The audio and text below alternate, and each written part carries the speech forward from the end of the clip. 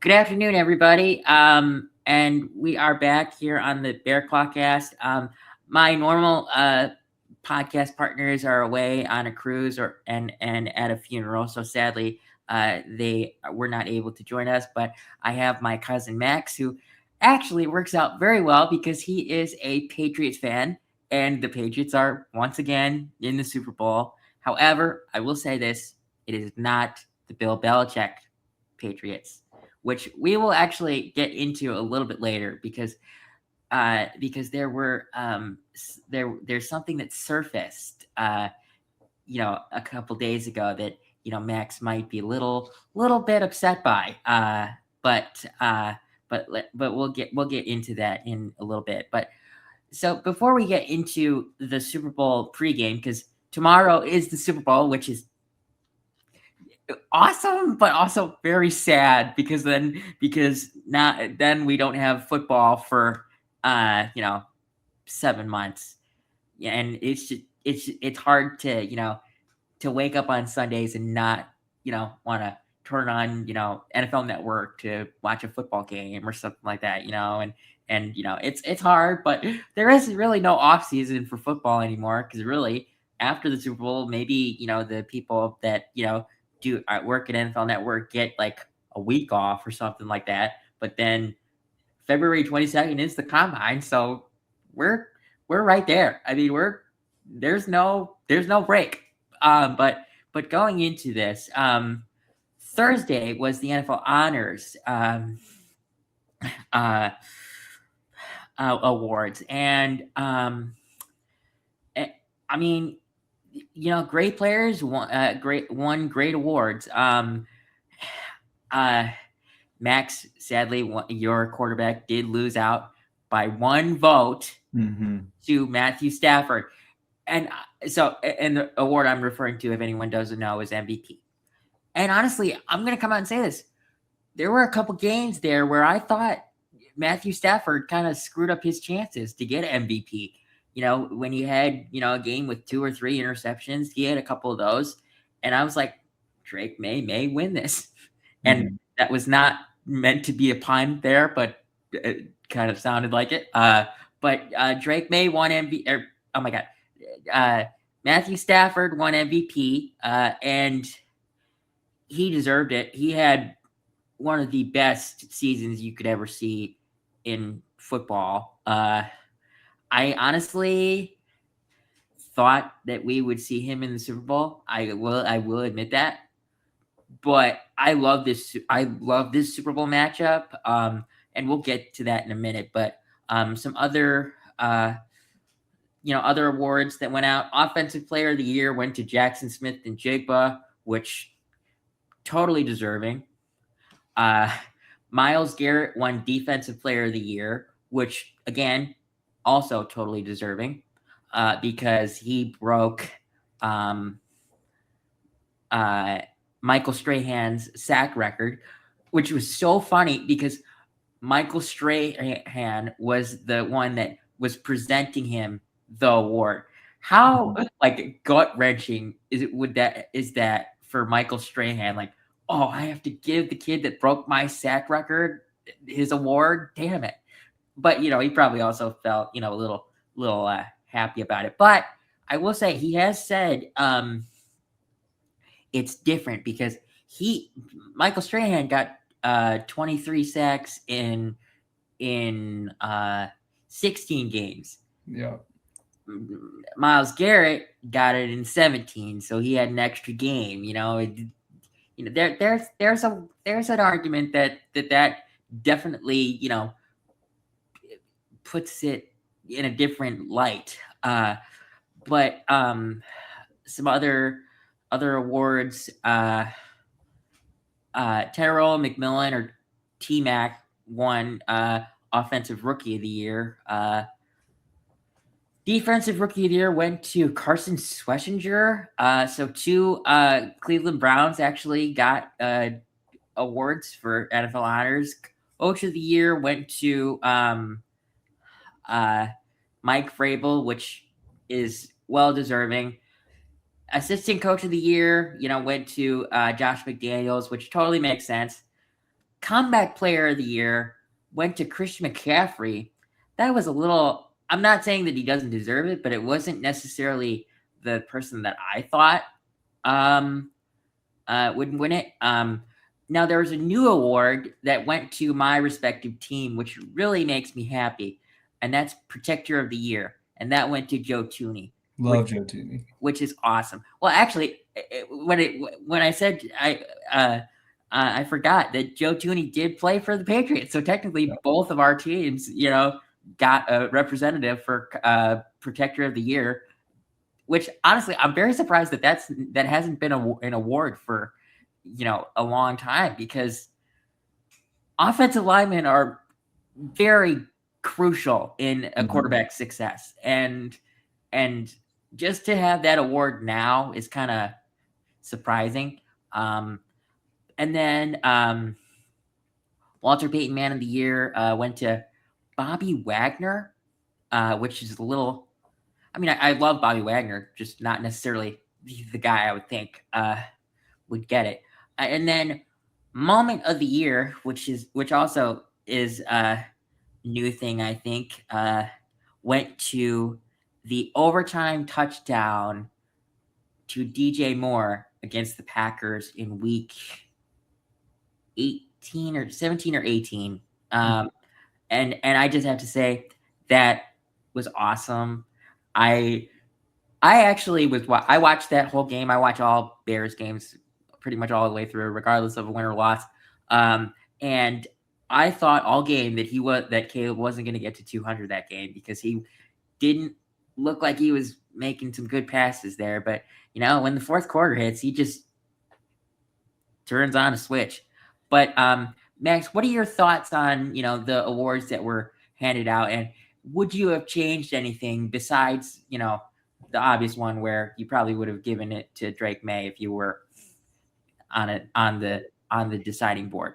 Yeah, I think so. Probably that's the big one, obviously. Offensive Player of the Year, I was thinking Puka Nacua. I think Puka Nacua is the best wide receiver in football this year. Every year, I think he's amazing. Which is kind of the reason I wouldn't put Stafford as MVP.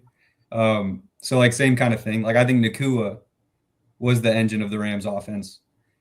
And he should have got that award. Stafford's biggest skill is, the 1 yard touchdowns. I think he set a record for 1 yard touchdown passes this year, which is an important thing.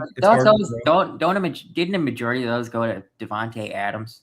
Yeah, because everyone's covering Puka, so then Devontae's 1-on-1.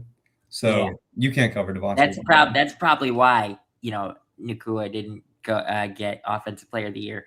If the Rams didn't have Devontae Adams, there's a possibility that it would have went to Puka Nacua, because he would have probably gotten one of those, more of those 1 yard touchdowns. But yeah, I'm sorry. Continue. No, I agree. So I think if Devontae wasn't on the Rams, Nacua would be Offensive Player of the Year. May would be MVP. I think that would be obvious, because without Devontae, Stafford's not getting those 1 yard TDs as often. Like having two number one receivers helps on the goal line. Oh yeah. So I think that's a big part of Stafford and Nakua's season, is having Devontae there. But that's my biggest one, is just Nacua should have been Offensive Player of the Year. I'm confident in that. But JSN's awesome, so I'm not upset about it. Defensive Player of the Year is pretty obvious. I mean, it had to be Garrett. He set a record. Yeah.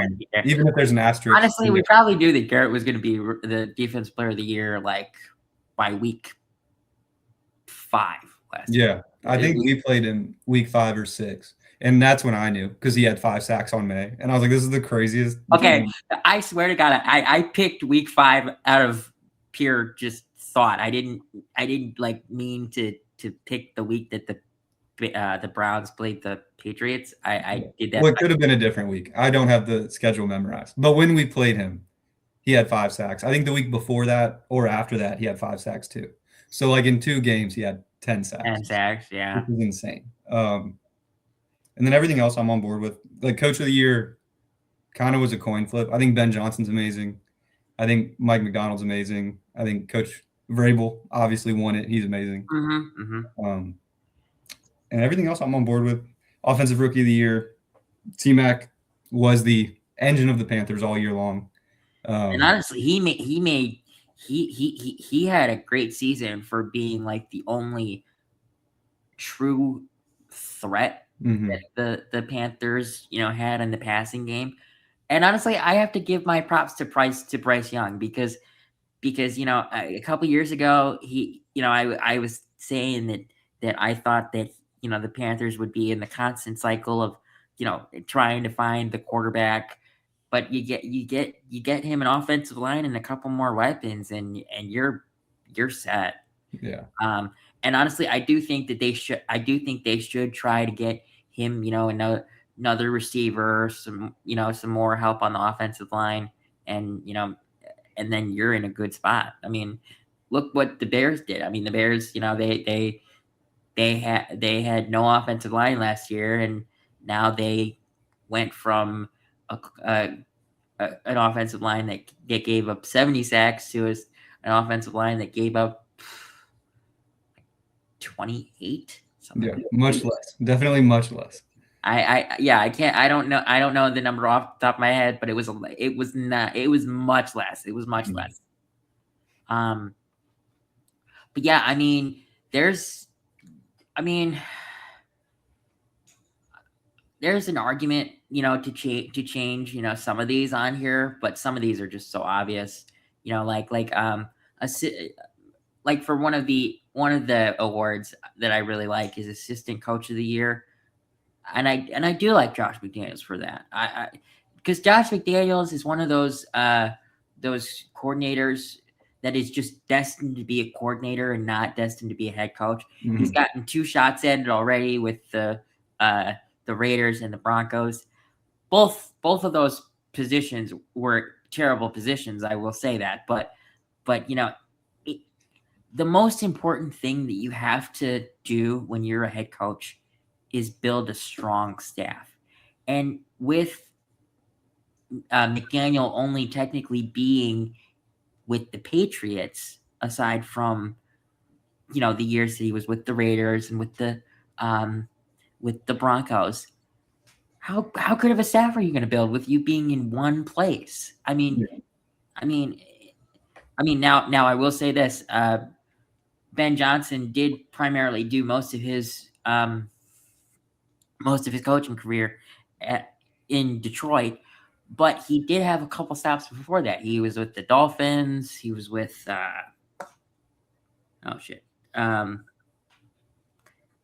well, the Dolphins is one that I remember off the top of my head, but I don't remember anyone else. And that honestly might be it. Well, McDaniels it's similar. Like McDaniels was with the Rams for a while, but they're like for a couple years he was the Rams OC. But their staff was terrible, so I don't think it helped him build the connections he needed. Because he was the only good coach on that staff. Yeah, it was like Jeff Fisher, I think, was the head coach. Oh yeah, that's terrible. And then you see, okay, there is one that I kind of question, and that's comeback player of the year.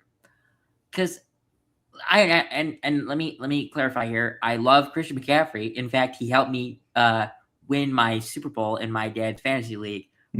But it's just, I don't know why you would qualify him as comeback player of the year, because last year, yes, he was hurt, but he still played half the season. Did he? I thought he missed like 12 or 13 games. Maybe he did. Maybe I'm blanking.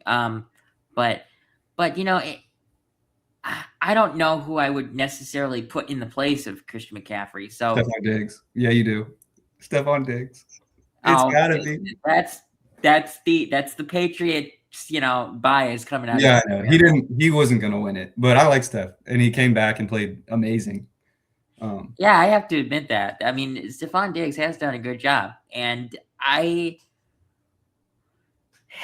tomorrow is going to be very interesting. And why don't we go into that? Because I mean, seriously, tomorrow is the biggest game of the year. And some people, watch it for the halftime show and the commercials, but most people, include us included, watch it for the game itself. And honestly, this is a great game. Yeah. If I'm sure all of you remember, this is actually a Super Bowl rematch of 10 years ago. And I'm sorry, Max, this one is going to end differently. This one is going to end on the Seahawks side. Oh, okay. The Seahawks are going to win. The Seahawks are going to win. Yeah. I personally believe that because there is just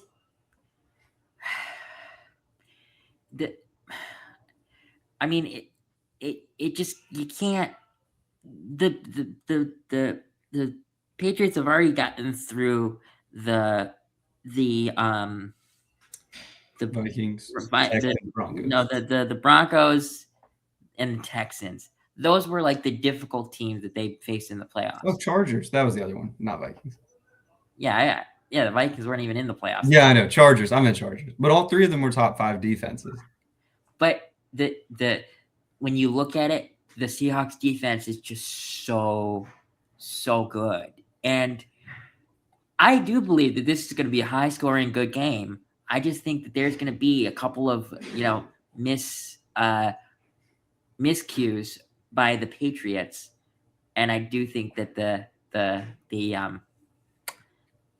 Seahawks will be victorious, which I kind of would have loved to see it, 10 years ago, and when Marshawn Lynch could have gotten his ring, that would have been cool. But I'm still antsy about them not running on the 1 yard line. I'm sorry. It's stupid. You had one of the best running backs in the history of football 10 years ago, and you don't give him the ball. It just doesn't make sense. But that's neither here nor there. So I want to do some score predictions. I want to see how close you and I think this game's going to be. But since you're the guest, I want you to go first. Yeah. So I disagree.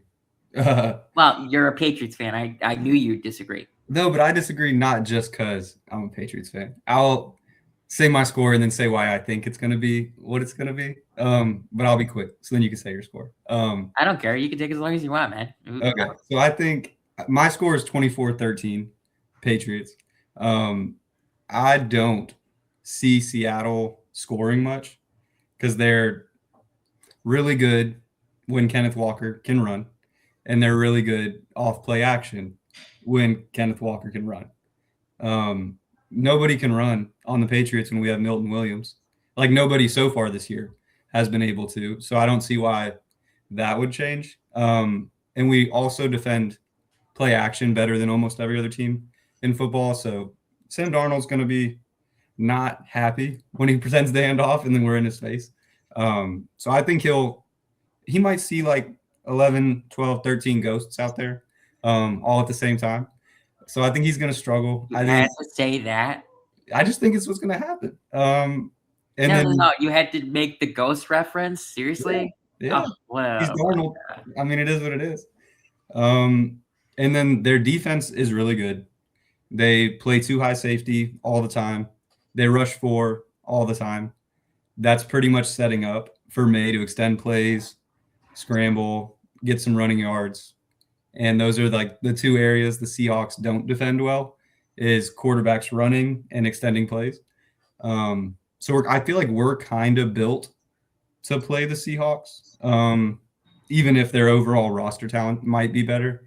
I think we're just built right. So I think we'll be able to shut them down, assuming like JSN doesn't get 200 yards and 3 touchdowns, which hopefully doesn't happen. Hopefully he's on Gonzalez a lot. So that's my big thing is like I think we'll win, but if they can scheme it up and get JSN on like a linebacker, safety, Carlton Davis, I think it could be a problem. But Gonzalez and Jones, I think, can keep up with JSN a little bit. You do know that JSN did have 1,700 yards this past season, right? Yeah, he's tired. Give that man a break. I think they need to calm down. Oh, come on. He needs a break. He needs a break. I don't think he's ready for this game. I think he's tired. Oh, he's ready for this game, pal. No, he's ready. Tired. 1,700 yards. I couldn't run 1,700 yards and then keep on going. I'd be tired. He just needs – I think they should rest him this week Have him come back real strong next year. You do know that they've had 2 weeks off, right? We've all had 2 weeks off. 2 weeks isn't long enough. I think he needs a third week. I think just for his health, I want to make sure he's healthy. I just care about him. Terrible. You are terrible. You are just honing into your Patriots bias, man. No, I'm not trying to rest Patriots. I think you're trying if they get hurt, it is what it is. I think we need to rest JSN, who's not a Patriot, because I want to protect him because I care about him. Well, you may say that, but what you actually mean is you care that you have a leg up against the Seahawks. Yeah, 100%.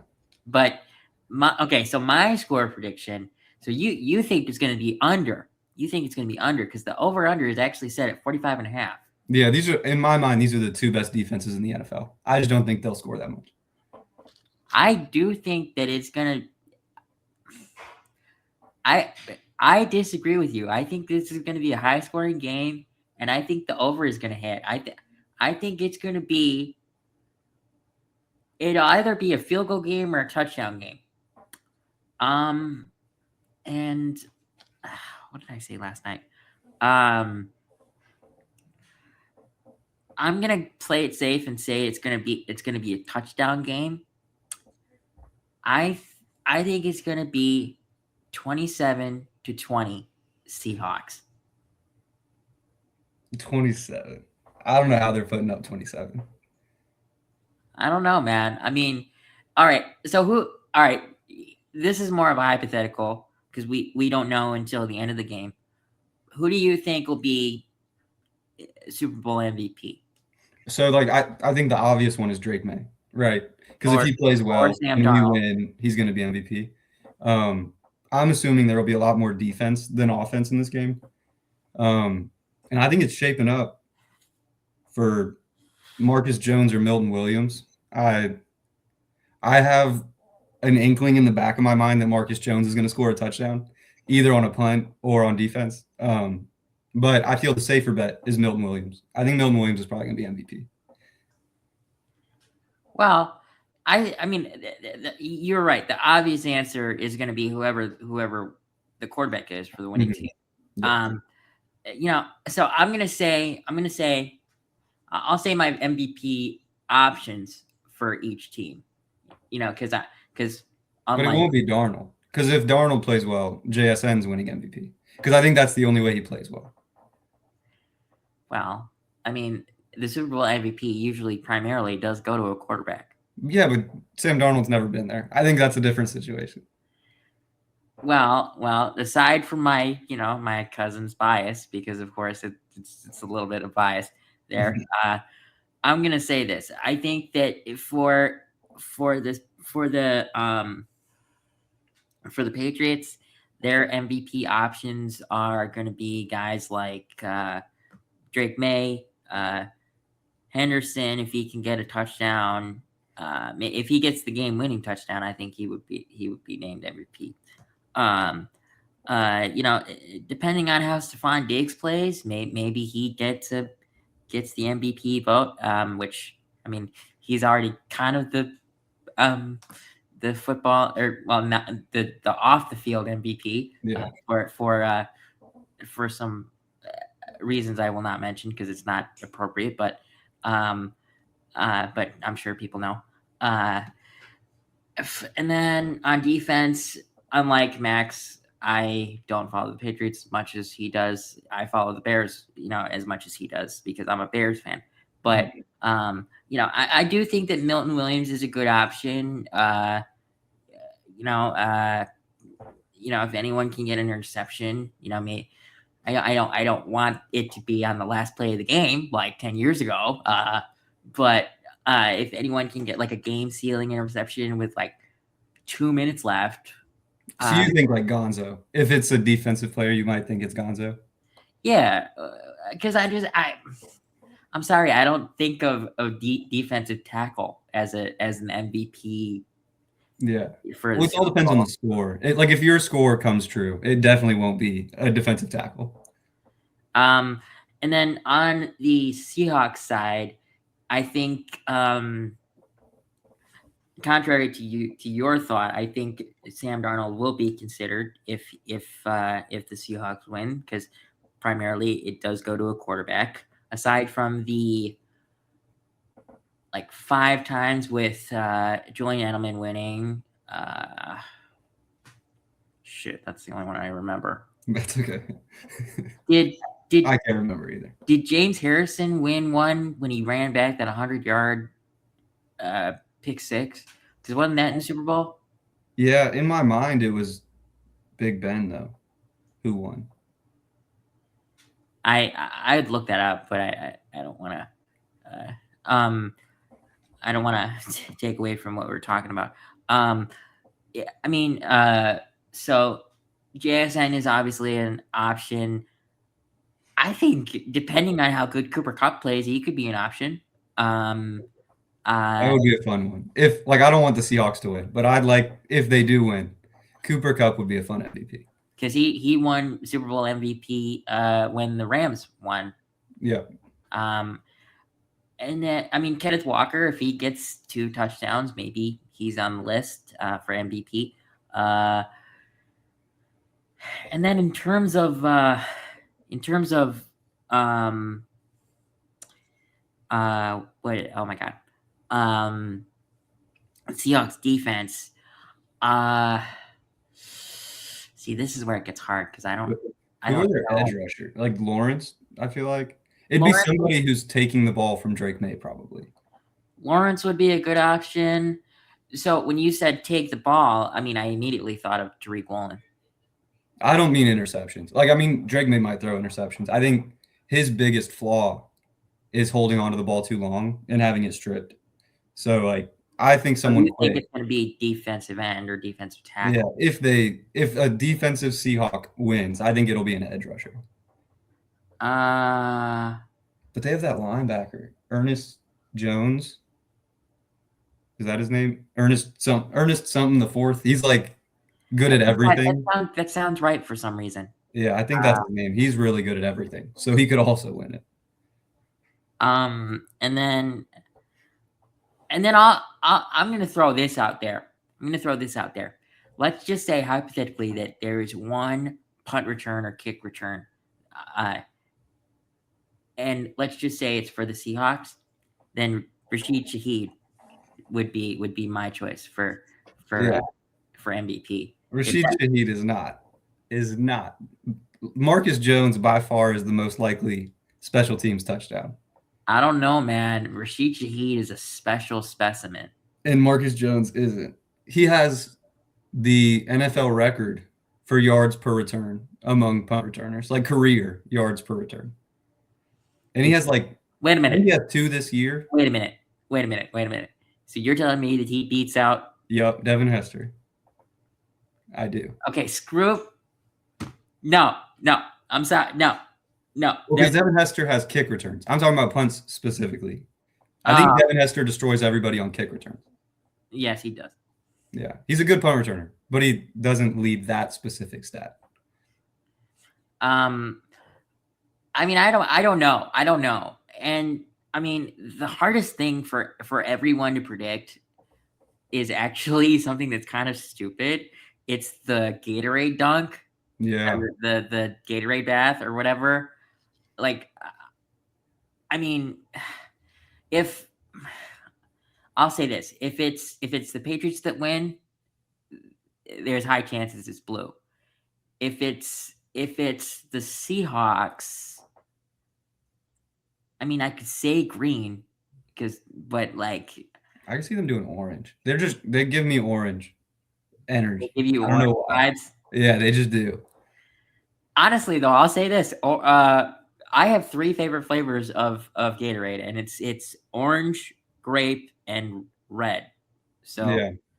So I can see red on the Patriots too. Oh yeah, it depends. I feel like I have flashbacks of red Gatorade going on Bill Belichick, and I don't know if it's just one time, but I remember it in my head. What jerseys are they wearing? Are they wearing their white? All white. Yeah, it's like a white out. Okay. All right, all white. Because of Ghost. We're trying to do it for Sam. Sometimes, okay, that's cruel. Sometimes you could make a a Gatorade inference on the jerseys that they choose. White's tough. White's tough. I mean, technically, there is a white version of Gatorade, but it doesn't taste like anything. Like Glacier Cherry, something like that. Yeah. But I don't know what color I would say. I mean, I don't even know if I watch until the dunk, honestly. I only really watch much after the game if the Patriots are in it. So you will tonight. I will tonight, but I just remember red. So I think we're gonna win. So I think red. But I think if we lose, for some reason, orange is screaming out from the Seahawks. I don't know. I like grape. So I'm gonna say grape for some reason. The purple, yeah. Purple. And our final topic, this one was just a little bit more fun. So all of the 10 head coaching hires have been made. You know, me and my partners have talked about our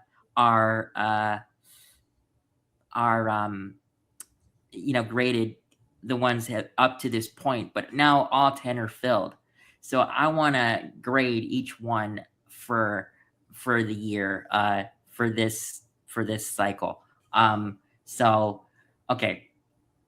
Let's just start with let's just go by each in terms of when they were hired. So the Giants hired John Harbaugh, and initially for me, I'm gonna say this was an A+.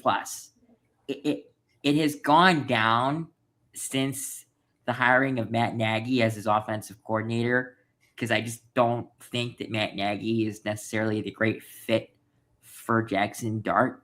The thing is, Todd Monken took the Browns job, which I'm just going to say this, and Max, you can disagree with me all you want. Whoever the Browns always hire, they just are always screwed. They're just always screwed. I'm sorry. So let me go back to Jim Harbaugh. Jim Harbaugh goes from an A+ to me to like an A or an A-. I think he will be great, but the offensive coordinator position just doesn't sit right with me. And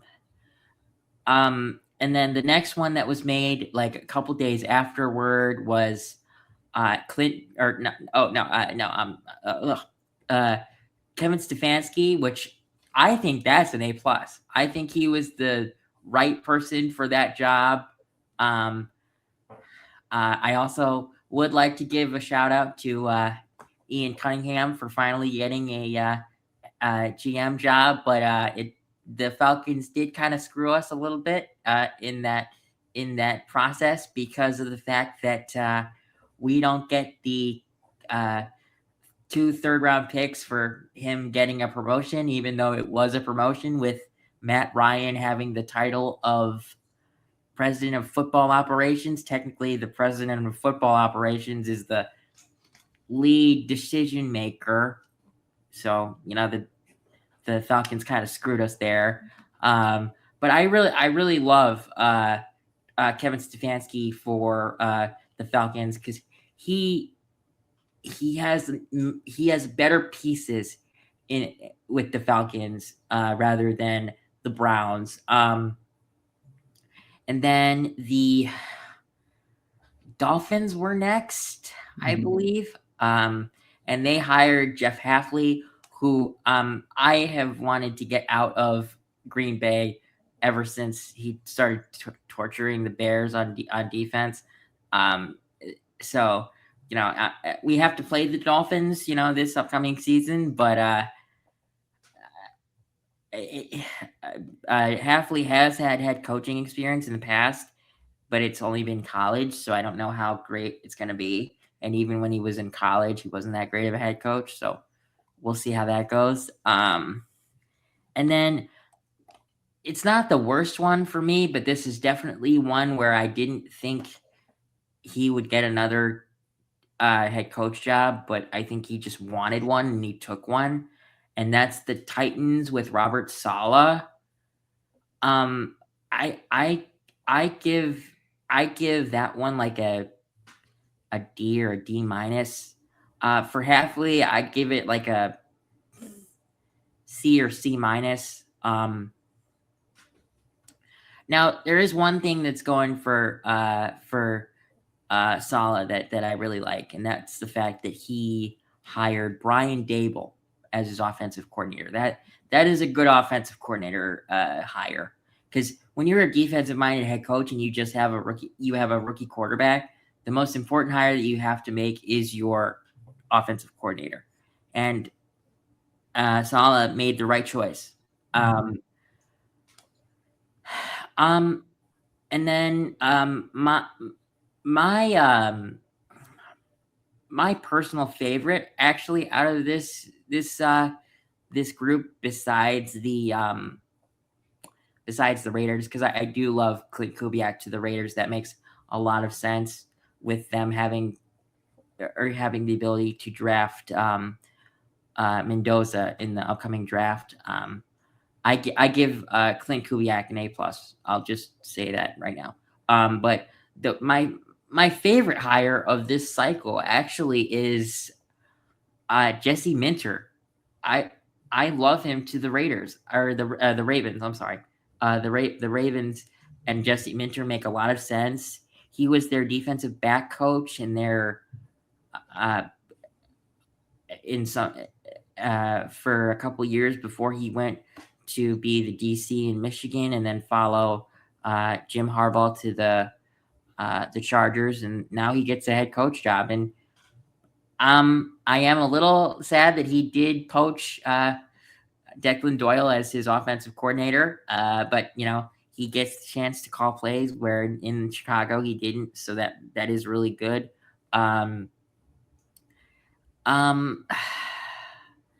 My least favorite hire of this cycle, I'm sorry, is going to be Mike McCarthy.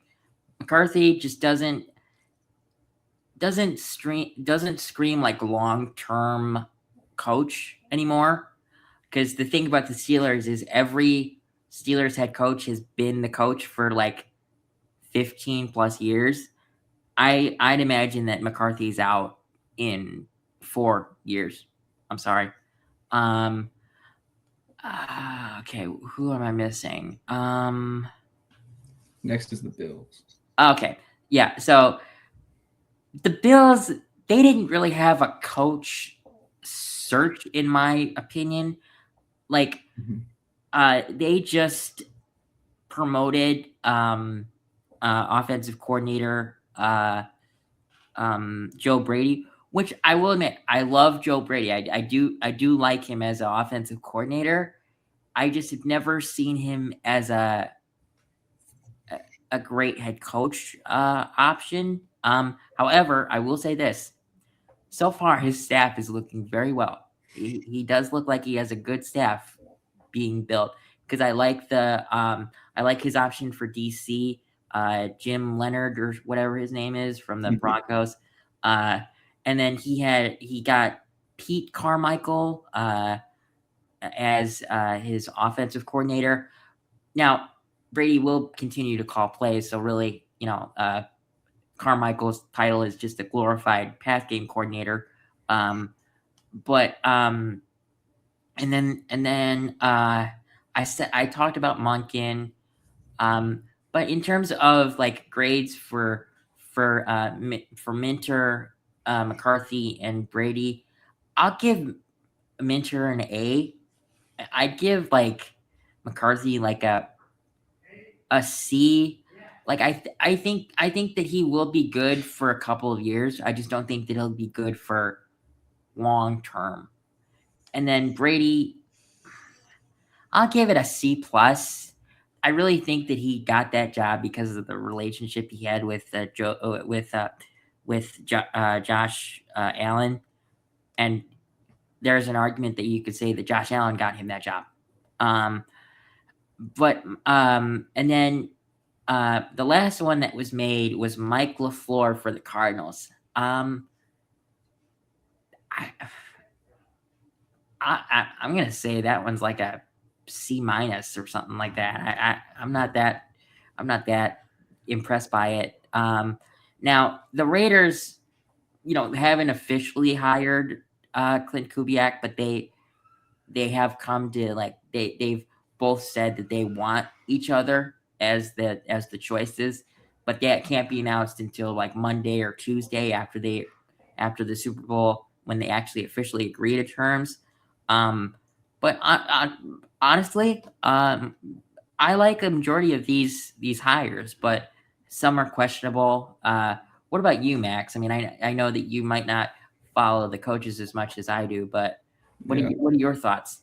Yeah, I won't have as much. I can say quick notes and give a grade though, just so you can hear. I'm gonna be a little harsher on some of these. That's fine. Okay, so first I'll go back.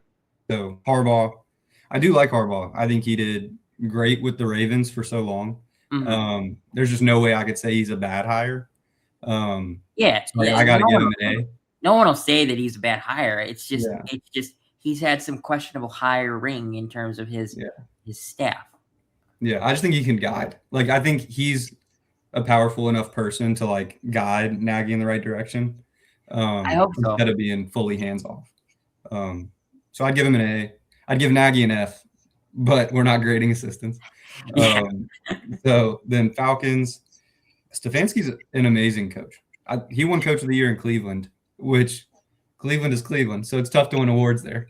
So like now he's at least got a little more talent around him. Oh, he's got immense more talent. Yeah, so I'd probably give him a B plus.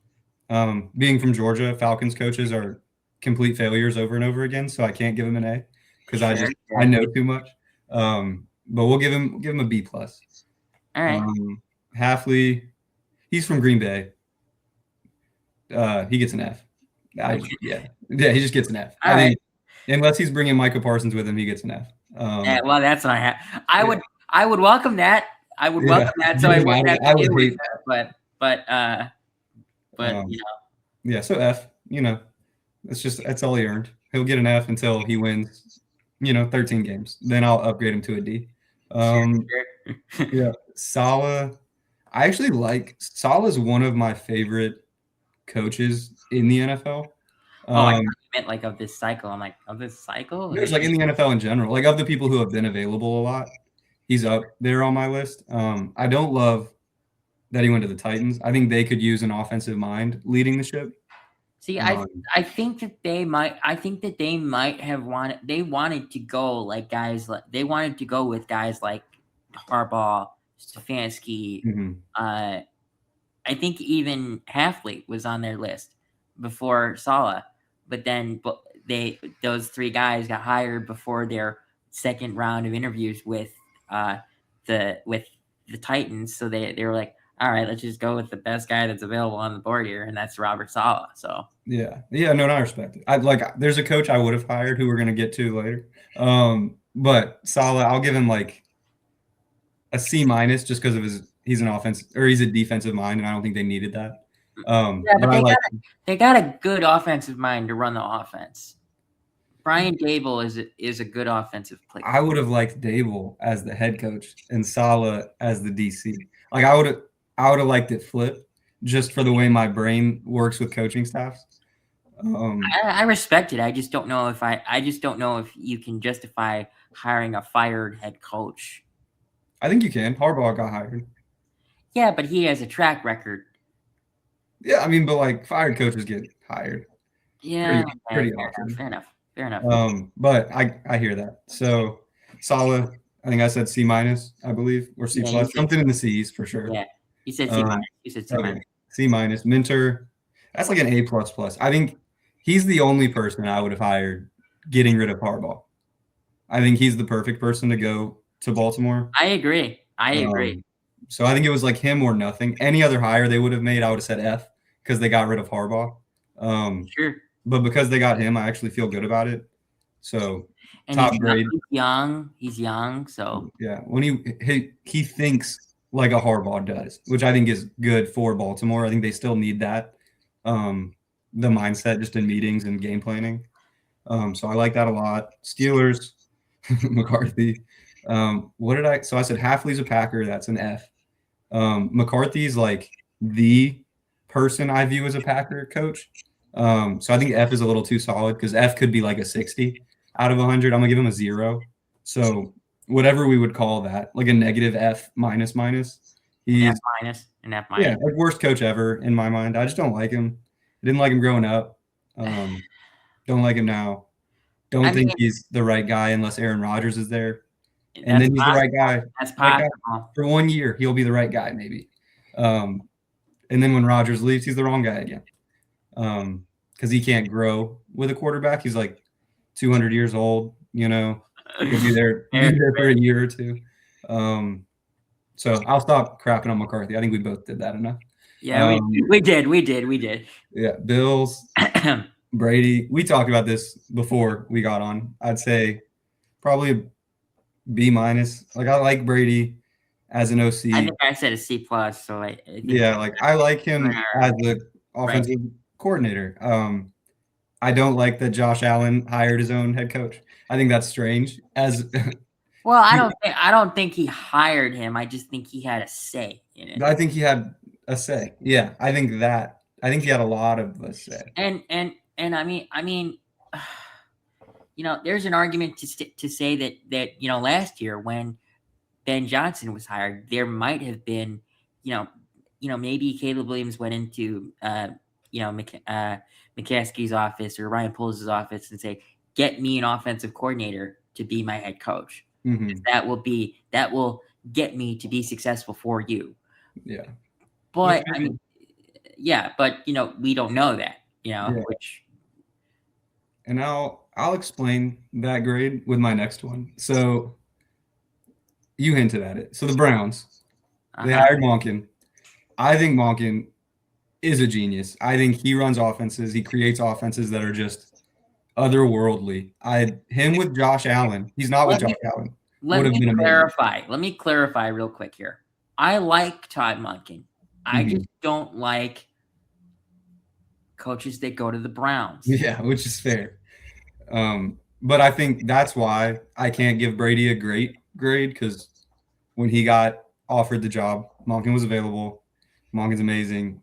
I think if the Browns get Malik Willis, which I kind of hope they do. I feel like that'd be so fun to watch. Well, you could make an argument that Shedeur Sanders could kind of be like a Malik Willis. Maybe. I think his mobility is a little limited in general, but definitely compared to like Malik. Mm-hmm. Yeah. But I like Sanders, so I don't think Monken, his offense is built for. He builds his offenses for the quarterback, because he did it with Stetson Bennett at Georgia. Then he went to the Ravens and did it for Lamar Jackson. But those are both, like, they both are quarterbacks that are more mobile than Shedeur Sanders looked this year. Which maybe it's his first year. You know, he's going to keep growing and developing, and his dad is prime time. So for all I know, he's going to turn into a god next year. But I would like Malik Willis and Monken together. Kubiak, I love Kubiak as a coach. I think the only flaw here, I'm going to give it a D. You're going to give it a D? For only one reason. He's amazing. If it wasn't for this one reason, I'd give him probably an A. What's the reason? I don't love hiring the coordinator from the team that just lost the Super Bowl. I think that's okay. Well, what? Okay. Then let me throw a hypothetical out there for you. And this isn't necessarily just a hypothetical. This could happen tomorrow. What if he wins? Oh, like if they hired Josh McDaniels, I would love that, but I would be mad as a Patriots fan. Is that what you're saying? If they took the winning coordinator? No. If they win and they hire Clint Kubiak, what would your grade be? Oh, hypothetical. Like completely unrealistic. In that world, they should hire Saban. If we're going to say something that's not going to happen. No. It's not hypothetical. The Seahawks are going to win tomorrow. They're not, is what I'm saying. But okay, in your fantasy land, if they hire, fine, stay in my fantasy land. But in your world, they win tomorrow, you're going to get a long text from me that I won't say. Okay, I'll say it this way. Not if they win, blah blah blah. If the Raiders next week hire the offensive coordinator of the team that won the Super Bowl, I think it would be amazing. I think it would be a great hire. I think, let's say it like that. I think that would be an amazing hire. I think the offensive coordinator of the team that wins the Super Bowl could be a great head coach, whether they've tried in the past or not. So we'll say that. Well, I'm just going to come out and say this. You do realize that the Raiders will not do that because the Raiders have had. So now you're saying they're not going to win. They're not going to hire the coordinator that wins. So now you agree. So we're on the same page. I think we're good. Okay, go on to the next. Yeah, we're on the same page. It's cool. And then LaFleur, I don't know.